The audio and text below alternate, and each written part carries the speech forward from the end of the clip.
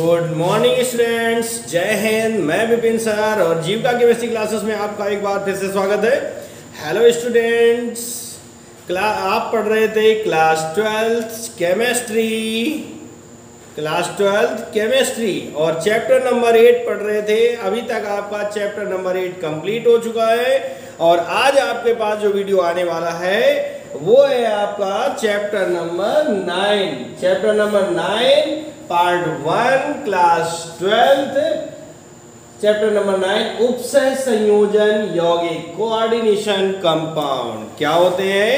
ठीक है ना। इस तरह से ये इस चैप्टर के समाप्त होने से आपकी फर्स्ट बुक कंप्लीट हो जाएगी और सेकंड बुक में स्टार्ट हो जाएगी। ठीक है ना। तो इस तरह से आपके पास बहुत कुछ मटेरियल पहुंच चुका है। आप बोर्ड एग्जाम के लिए आपके पास 8 चैप्टर पहुंच चुके हैं, जिनमें से मैंने आपको यूपी बोर्ड का सिलेबस भी डाला है वीडियो बना करके, जिसमें आपका चैप्टर नंबर 6 जो है वो आपके इस साल के लिए प्रेजेंट टाइम के लिए यानी 2020 के लिए सिलेबस से हटा दिया गया है। इसके आगे का टॉपिक जो आएगा वो देखेंगे। तो अभी हम शुरू करते हैं, बिना किसी विलंब के शुरू करते हैं आज का ये वीडियो। चैप्टर नंबर 9 उपसय संयोजन यौगिक और देखते हैं क्या है। योगात्मक या पहली हेडिंग आपकी है योगात्मक या आणविक यौगिक। ठीक है ना। पहली हेडिंग है योगात्मक या आणविक यौगिक। तो देखिए क्या होते हैं योगात्मक या आणविक। योगात्मक मतलब योग हो जाना, जुड़ जाना, यानी 2 या 2 से अधिक पदार्थों का एक साथ जुड़ जाना योगात्मक होता है और उसी को अणु बनाते हैं। ठीक है ना। तो देखते हैं डेफिनेशन में क्या होगा कि जब 2 या 2 से अधिक सरल लवणों का, ठीक है ना, जब 2 या 2 से अधिक सरल लवणों के विलयनों, ठीक है ना, 2 या 2 से अधिक सरल लवणों के विलयनों का क्रिस्टलीकरण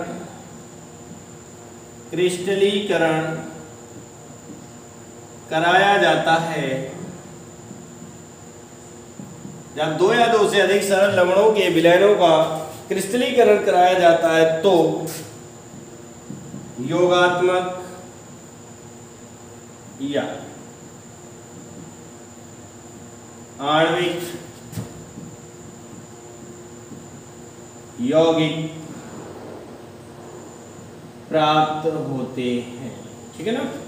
बहुत सिंपल सी डेफिनेशन मैंने आपके लिए बनाई, बहुत ही सिंपल है कि जब 2 या 2 से अधिक सरल लवणों, जब 2 या 2 से अधिक सिंपल लवणों, सरल लवणों के विलयनों का क्रिस्टलीकरण कराते हैं तो योगात्मक यौगिक प्राप्त होते हैं। एक बार फिर से डेफिनेशन देखें, जब 2 या 2 से अधिक सरल लवणों के विलयनों का क्रिस्टलीकरण कराया जाता है तो योगात्मक यौगिक प्राप्त होते हैं। ठीक है ना। आइए एग्जाम्पल देखते हैं। एग्जाम्पल नंबर फर्स्ट, K2SO4 एक लवण हो गया प्लस Al2SO4 का होल थ्राइस, ये दूसरा लवण हो गया। 2 लवण हो गए, इनके जलीय विलयन का क्रिस्टलीकरण कराते हैं इंटू प्लस 24H2O, तो ये प्राप्त हो जाता है K2SO4 इंटू Al2SO4 का होल थ्राइस इंटू 24H2O। ये मिल गई आपको फिटकरी होती है। क्या होती है भैया? फिटकरी होती है, पोटास एलम इसे बोलते हैं। अब ये देखिए 1 लवण 2 लवण और इनका जलीय विलयन का क्रिस्टलीकरण कराया तो हमें एक योगात्मक यौगिक प्राप्त होता है। सारी चीजें जुड़ जाती हैं। ठीक है ना। एग्जाम्पल नंबर 2 देखते हैं। FeSO4 प्लस NH4 का whole twice SO4 into plus 6H2। ठीक है ना। तो ये बन जाएगा FeSO4 इंटू NH4 का whole twice SO4 into 6H2। ये मोहर लवण या शॉर्ट में बोलते हैं FAS, फेरस अमोनियम सल्फेट।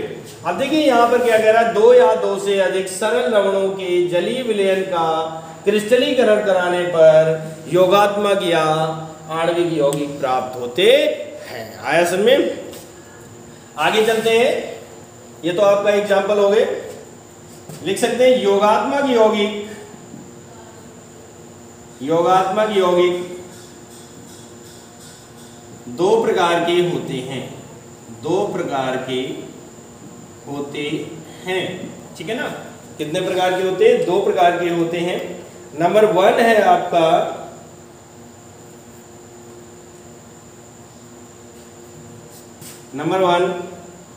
द्विक लवण, और नंबर 2 है, नंबर 1 द्विक लवण, नंबर 2 है उपसह संयोजी यौगिक। उपसह संयोजी यौगिक या दूसरा नाम है इनका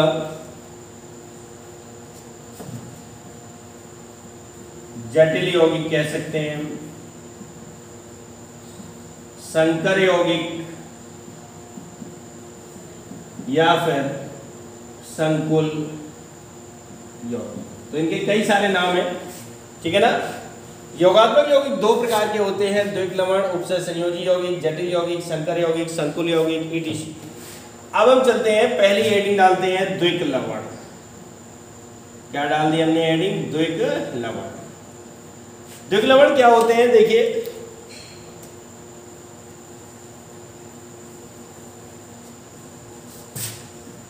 ये वे आणविक यौगिक होते हैं, ये वे आणविक यौगिक होते हैं, ये वे आणविक यौगिक होते हैं जो ठोस अवस्था में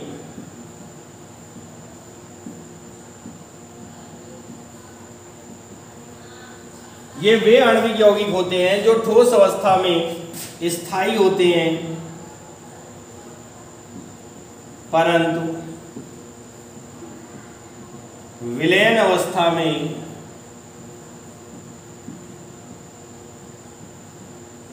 अपना अस्तित्व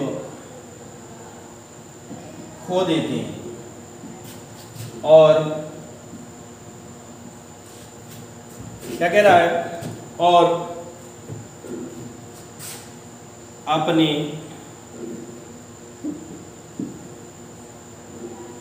अवयवों में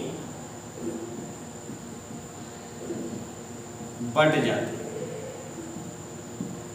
क्या कहें परिभाषा की? ये वे आणविक यौगिक होते हैं जो ठोस अवस्था में स्थायी होते हैं, यानी जब तक ये सॉलिड अवस्था में है तब तक तो स्थायी रहेंगे और अच्छा परिणाम देते रहेंगे, लेकिन अगर इनको विलयन बना दिया जाए, यानी इनको जल में घोल दिया जाए, तो ये अपना अस्तित्व खो देते हैं। बहुत सिंपल सी परिभाषा है। ये वे आणविक यौगिक है जो ठोस अवस्था में स्थायी होते हैं, परंतु विलयन अवस्था में अपना अस्तित्व खो देते हैं और अपने अवयवों में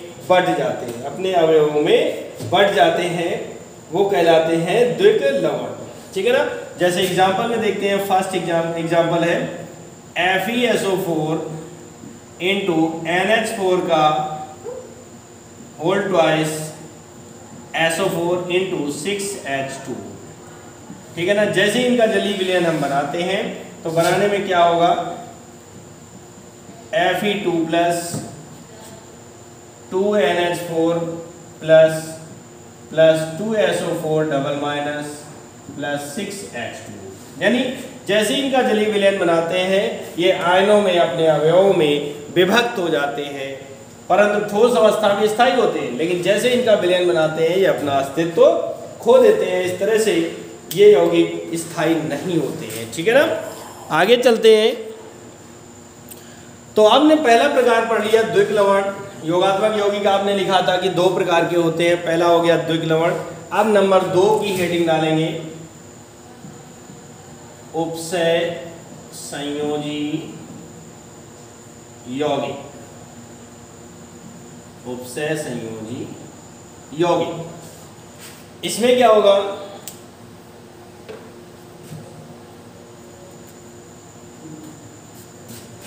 ये वे आणविक यौगिक हैं, ये वे आणविक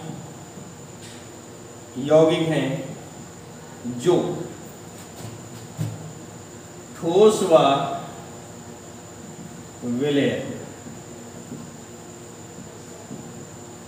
दोनों अवस्थाओं में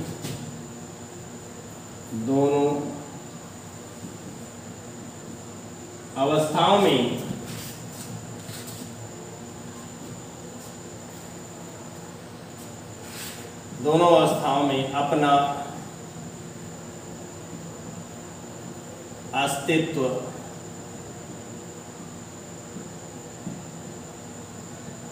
बनाए रखते हैं। ये वे आणविक यौगिक है जो ठोस अवस्था के साथ साथ विलयन अवस्था में भी अपना अस्तित्व बनाए रखते हैं, जटिल यौगिक कहलाते हैं। जटिल यौगिक कहलाते हैं। इनका एक भाग जल में आयनित नहीं होता है। इनका एक भाग जल में, ये वे आणविक यौगिक है जो ठोस व विलयन दोनों अवस्थाओं में अपना अस्तित्व बनाए रखते हैं और जटिल यौगिक कहलाते हैं। इनका एक भाग जो होता है वो जल में आयनित नहीं होता है। और एग्जाम्पल देखते हैं कि एग्जाम्पल में लेते हैं K4FeCN का होल 6। ये पोटेशियम फेरोसाइनाइड, क्या है? Potassium ferrocyanide.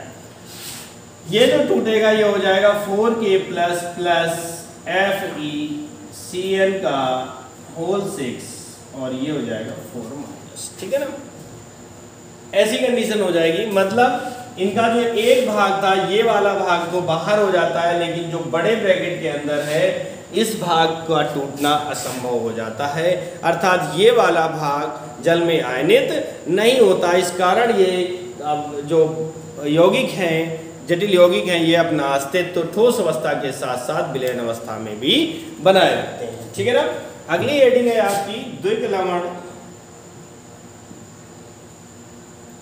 व उपसय संयोजी यौगिकों में अंतर। तो एक कॉलम बना लेते हैं, एक तरफ डाल देंगे द्विक लवण और दूसरी तरफ डालेंगे उपसय संयोजी यौगिक, उपसय संयोजी यौगिक। ठीक है ना। अब हम ऐसा करके कॉलम बनाते हैं। तो पहला लक्षण आपका क्या होगा? नंबर 1, ये केवल ठोस अवस्था में ही स्थायी होते हैं, यानी ये केवल ठोस अवस्था में ही स्थायी होते हैं। और ये क्या है? ये ठोस व विलयन दोनों अवस्थाओं में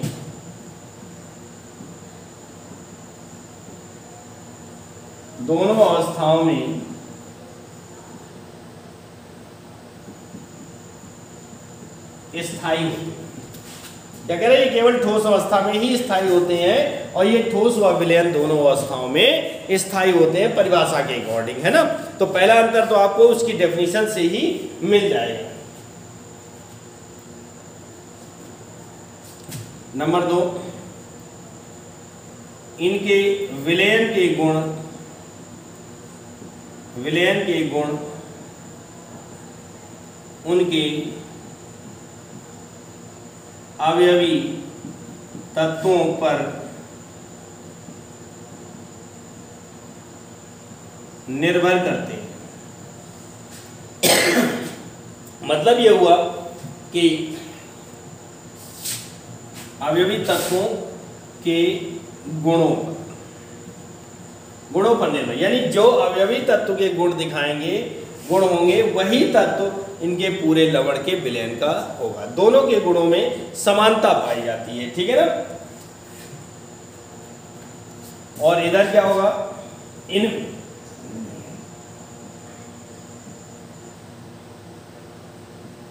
जटिल आयन के गुण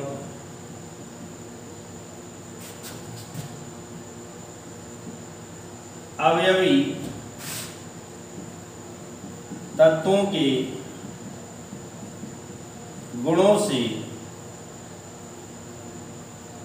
भिन्न होते, ठीक है ना। इनमें जटिल आयन के गुण जो हैं वह अवयवी तत्वों के गुणों से भिन्न होते हैं। अब जटिल आयन कौन सा, ये वाला भाग जटिल आयन या जटिल सहयौगिक कहलाता है, ठीक है। ये वाला भाग बड़े ब्रैकेट वाला जटिल आयन कहलाता है, ठीक है। नंबर 3 पर चलते हैं। नंबर 3 है आपका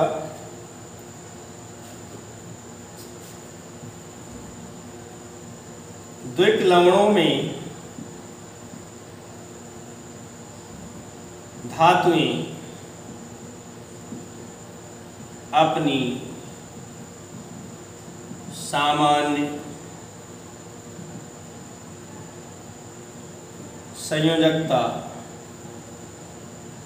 प्रदर्शित करती हैं।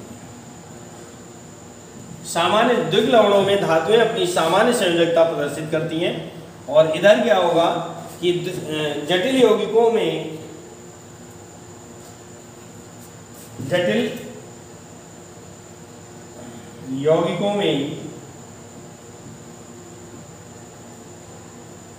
धातुएं